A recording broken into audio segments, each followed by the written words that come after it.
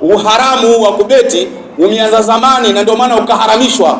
Waislamu wengi, watoto wengi wa Kiislamu na beti, kubeti ni haramu. Ni haramu kubwa. Vitu mnavyovifanya Waislamu ni vya hatari, vinamkasirisha Allah. Hata kama mnatangaziwa, mnaambiwa kuna kupata, hakuna kupata, mnaingia kwenye matatizo. Kubeti ni haramu.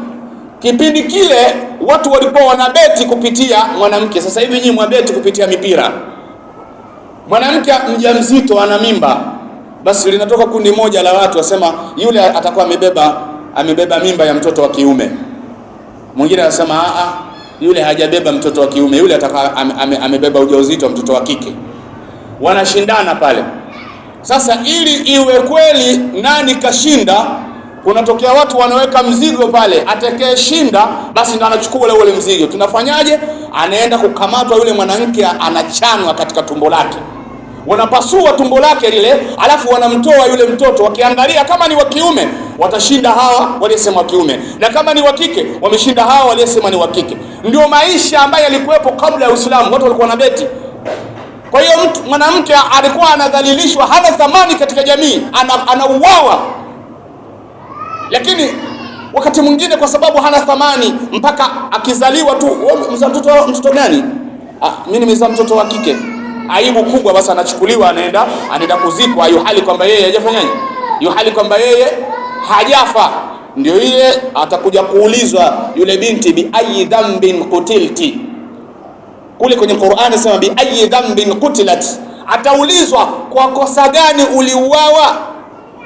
Kwa sababu umezikwa yuko hai, kisa kwa sababu mtu anaona aibu kwamba kazaa mtoto wa kike. Sasa mtoto wa kike bwana, mtazaje mtoto wa kike? Ndugu zangu watukufu wa Islam, mtoto ni mtoto, awe wa kiume ni mtoto, awe wa kike ni mtoto. Na hii dhana kwa sababu iliendelea kwenye mioyo ya watu ikawa ni shida, mpaka Allah subhanahu wa ta'ala anasema ndani ya Qur'an, baada a'udhu billahi minash shaitanir rajim, bismillahir rahmanir rahim, lillahi mulku samawati wal ard, ni wa Mwenyezi Mungu ufalme wa mbingu na ufalme wa ardhi. Yakhluqu ma yashau, Allah anaendelea kuviumba avitakavyo. Vyovyote unavyoviona vinavumbuliwa katika dunia, basi ujue vinatengenezwa kwa uwezo wa Allah subhanahu wa ta'ala. Sio kufikiri kama ni akili mpya mwanadamu. Ni huyo Allah subhanahu wa ta'ala anawapa fikra watu wa kuvumbua vitu. Yakhluqu ma yasha, yahabu liman yashau inatha, anampa amtakaye mtoto wa kike, anawapa wanawake. Wa yahabu liman yashau dhukur, na anawapa watakao wanaume. Kwa hiyo mtoto wa kiume na wa kike akizaliwa ni matakwa ya Allah subhanahu wa ta'ala. Usinyanyase mtoto. Ni kosa kubwa kunyanyasa mtoto kwa kuona kwa sababu mimi nimezaa mtoto wa kiume, aidha mimi nimezaa mtoto wa kike. Usinyanyase.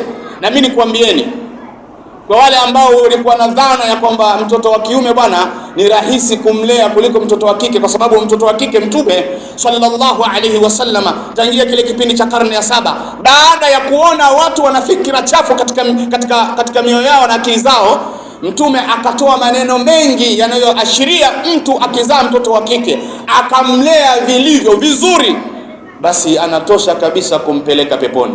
Kwanza asema watoto watatu ukiwazaa wa kike ukawalea vizuri, basi wewe unaenda peponi. Mungu atakuingiza peponi kwa sababu ya kumlea vizuri mtoto wa kike. Sahaba mwingine akauliza, kama watoto wakiwa wawili? Asema hata akawa watoto wa kike mnao wawili, ukiwalea vizuri unakwenda peponi. Watu sasa kawa wanajitahidi, wakipata vibinti vya kike kila mmoja anaona amepata kitu cha thamani. Lakini nikwambieni ndugu zangu Waislamu, wakati tuliokuwa nao, mtoto wa kiume na mtoto wa kike, kazi kumlea ni mtoto wa kiume, kwa sababu watu wa dunia wanamnyemelea mtoto wa kiume leo akiwa anakuanzia mwaka mmoja, miaka miwili na kuendelea mpaka miaka mitatu. Wanamtaka mtoto huyu wa kiume wamtumie kwenye majambo yao. Haya unayaona, mambo ya mashoga, sijui nini, mambo ya ulawiti, haya yote wanawalenga watoto wadogo. Kwa hiyo kumpata mtoto wa kiume kumtunza kwa karne hii ya 21 ni kazi kubwa sana ndugu zangu watukufu wa Islam, kwa sababu watu wabaya wanakuja spidi, hawataki watu wazaane. Wamefanya jitihada ya kuleta vitu vya ajabu ajabu, madawa ya ajabu ajabu, watu wasizaane.